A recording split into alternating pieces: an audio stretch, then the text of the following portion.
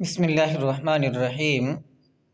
عقیدہ نمبر 6، مردہ کلام بھی کرتا ہے اور اس کے کلام کو عوام، جن اور انسان کے سوا اور تمام حیوانات وغیرہ سنتے بھی ہیں۔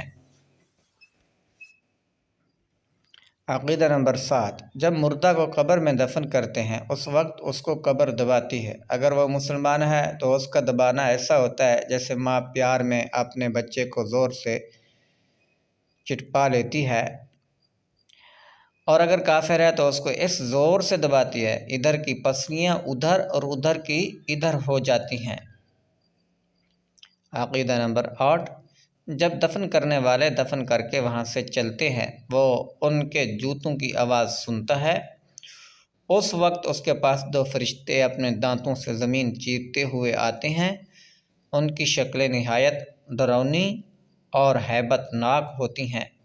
ان کے بدن کا رنگ سیاہ اور آنکھیں سیاہ اور نیلی اور دیگ کی برابر اور شعلہ زن ہیں، اور ان کے مہیب بال سر سے پاؤں تک، اور ان کے دانت کئی ہاتھ کیے جن سے زمین چیرتے ہوئے آئیں گے۔ ان میں ایک کو منکر دوسرے کو نکیر کہتے ہیں۔ مردے کو جھنجھوڑتے اور جھڑک کر اٹھاتے اور نہایت سختی کے ساتھ کرخت آواز میں سوال کرتے ہیں۔ پہلا سوال، مر ربو کا، تیرا رب کون ہے؟ دوسرا سوال، ما دینو کا، تیرا دین کیا ہے؟ تیسرا سوال، ما کنت تقول فی ھذا الرجل، ان کے بارے میں تو کیا کہتا تھا؟ مردہ مسلمان ہے تو پہلے سوال کا جواب دے گا ربی اللہ، میرا رب اللہ ہے، اور دوسرے کا جواب دے گا دینی الاسلام، میرا دین اسلام ہے۔ تیسرے سوال کا جواب دے گا وہ رسول اللہ صلی اللہ تعالیٰ علیہ وسلم، وہ تو رسول اللہ صلی اللہ تعالیٰ علیہ وسلم ہے۔ وہ کہیں گے تجھے کس نے بتایا؟ کہے گا میں نے اللہ عز و جل کی کتاب پڑھی، اس پر ایمان لایا اور تصدیق کی۔ بعض روایتوں میں آیا ہے کہ سوال کا جواب پا کر کہیں گے ہمیں تو معلوم تھا کہ تو یہی کہے گا۔ اس وقت آسمان سے ایک منادی ندا کرے گا، میرے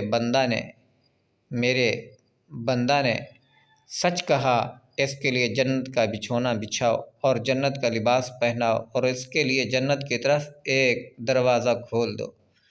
جنت کی نسیم اور خوشبو اس کے پاس آتی رہے گی، اور جہاں تک نگاہ پھیلے گی وہاں تک اس کی قبر کشادہ کر دی جائے گی، اور اس سے کہا جائے گا تو سو جیسے دولہا سوتا ہے۔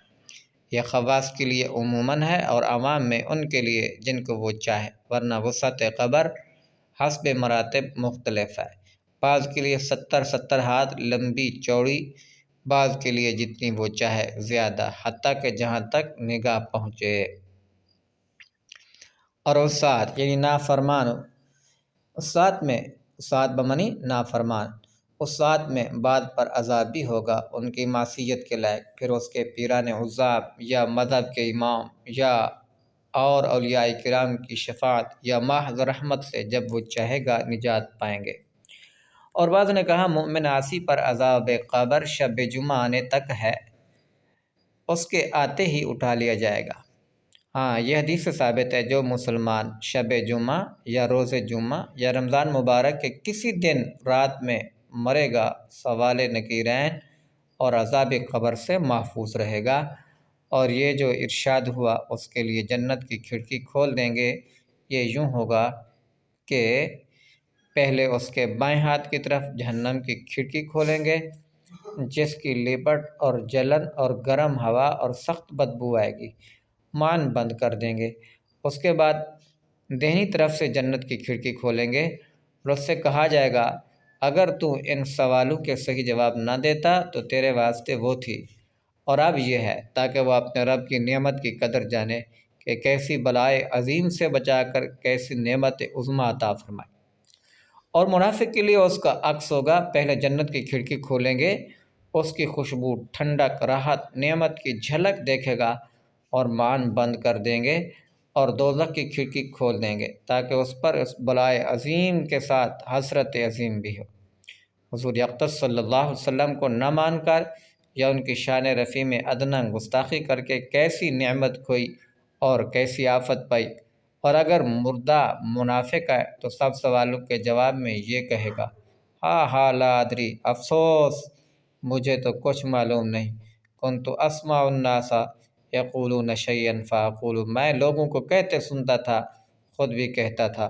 اس وقت ایک پکارنے والا آسمان سے پکارے گا، یہ جھوٹا ہے، اس کے لیے آگ کا بچھونا بچھاؤ اور آگ کا لباس پہناؤ، جہنم کی طرف ایک دروازہ کھول دو، اس کی گرمی اور لپٹ اس کو پہنچے گی، اس پر عذاب دینے کے لیے 2 فرشتے مقرر ہوں گے جو اندھے اور بہرے ہوں گے، ان کے ساتھ لوہے کا گرز ہوگا، پہاڑ پر اگر مارا جائے تو خاک ہو جائے، اس ہتھوڑے سے اس کو مارتے رہیں گے، نیز سانپ اور بچھو اسے عذاب پہنچاتے رہیں گے، نیز اعمال اپنے مناسب شکل پر متشکل ہو کر کتا یا بھیڑیا یا اور شکل کے بن کر اس کو ایذا پہنچائیں گے، اور نیکوں کے اعمال حسنہ مقبول اور محبوب صورت پر متشکل ہو کر انس دیں گے، یعنی وہ ان سے مانوسیت حاصل کرے گا۔